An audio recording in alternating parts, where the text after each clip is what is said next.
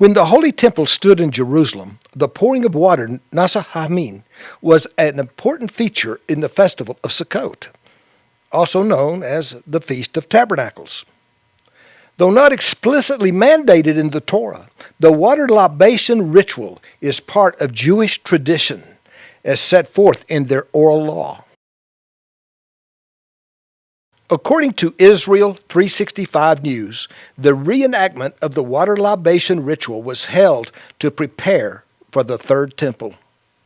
The event began at the Dung Gate in Jerusalem's Old City, where participants joined Kohanim, the priest, who were wearing biblically mandated vestments, and with Levites with musical instruments also wearing special vestments. The procession proceeded to an open area of celebration adjacent to the western wall.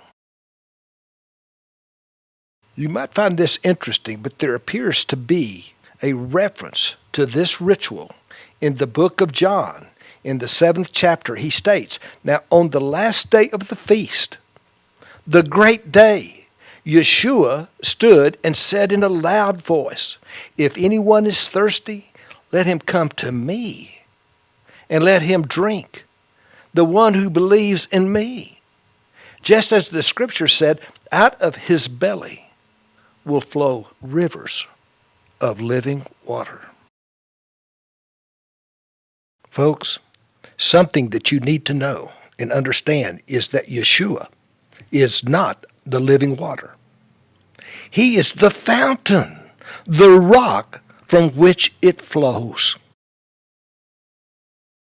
It was Yeshua who stated, "Blessed are those who hunger and thirst for righteousness." He goes on to say, "Let your light shine before men, that they may see your good works and glorify your Father in heaven."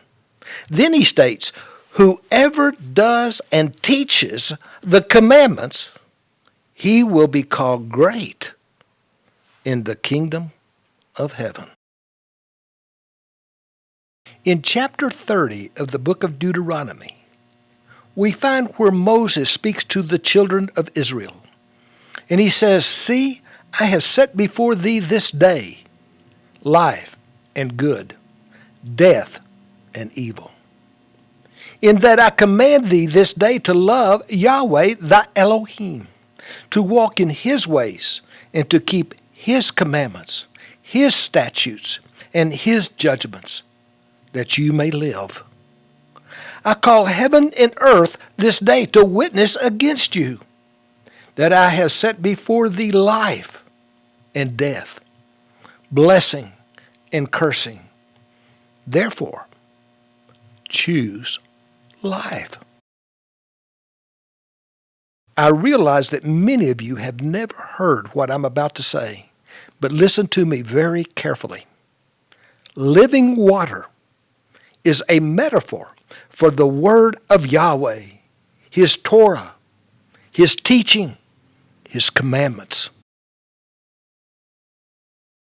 People, the Apostle Paul made this abundantly clear in his letter to the Ephesians when he wrote and said, "Husbands, love your wives, just as Messiah also loved the assembly, and gave himself up for her, so that he might sanctify her, having cleansed her by the washing of water with the word, that he might present to himself the assembly in all her glory, having no spot or wrinkle or any such things, but that she would be holy and blameless